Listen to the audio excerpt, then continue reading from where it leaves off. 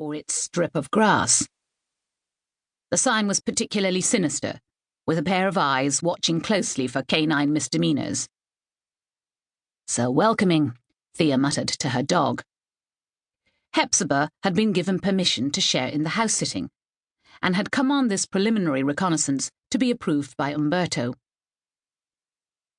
As he showed her round the house, he explained the business, which she had already understood was more of a passion that generated no more than a very modest income. An upstairs room had become home to numerous examples of his stock in trade. Cameras of every shape and size lined the walls. "I buy them at auctions mostly," he explained, "and get them cleaned up and working. Then I take them back to where they were made, which is Germany for the most part. I'm especially passionate about Voigtlanders." He clearly wanted to say more about this, but thought better of it. "I'm sorry. You don't want to hear all that now. I keep this room locked, as you'll understand, and I'd be glad if you wouldn't mention it to anybody. They might be rather specialist, but a burglary would be most unwelcome all the same." "Of course," murmured Thea, thinking about her grandfather, who had shown her how to work his precious Leica when she was about 8. "So, I'm going off for a week in June on a selling trip. It's the first one since I got the dogs. He hesitated. "Since we had some family trouble last year," he finished. Thea's curiosity was instantly aroused, but she bit back the questions. Umberto reverted to his plans for the trip. "You meet such wonderful people," he sighed. "Absolute experts, most of them. It's a privilege to know them." "Must be sad to see the old equipment gradually disappearing," she said. "Can you even get film for them anymore?"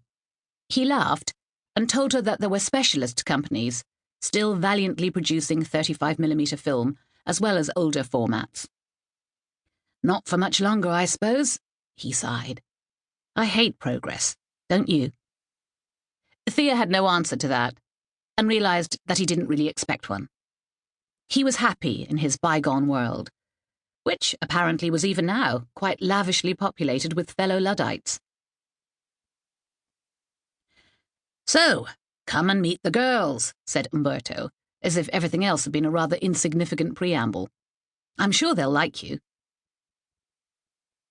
Thea had already realised that the dogs were even more dauntingly precious than the cameras.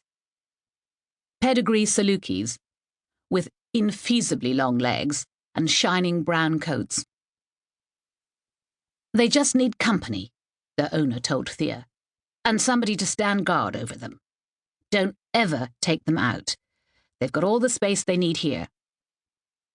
And he showed her his field, strongly fenced and scattered with doggy toys, and a kind of miniature set of jumps and hurdles worthy of a gymkhana.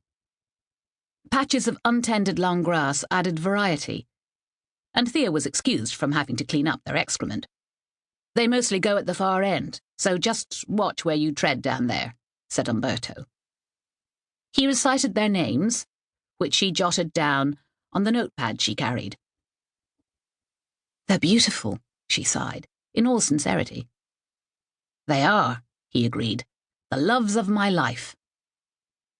And he offered her more than twice her usual fee for keeping his darlings happy. "But do remember that they're vulnerable to being stolen," he added, with a very poor attempt at carelessness. "I'll remember," she assured him, and then changed the subject. "How long have you lived here?"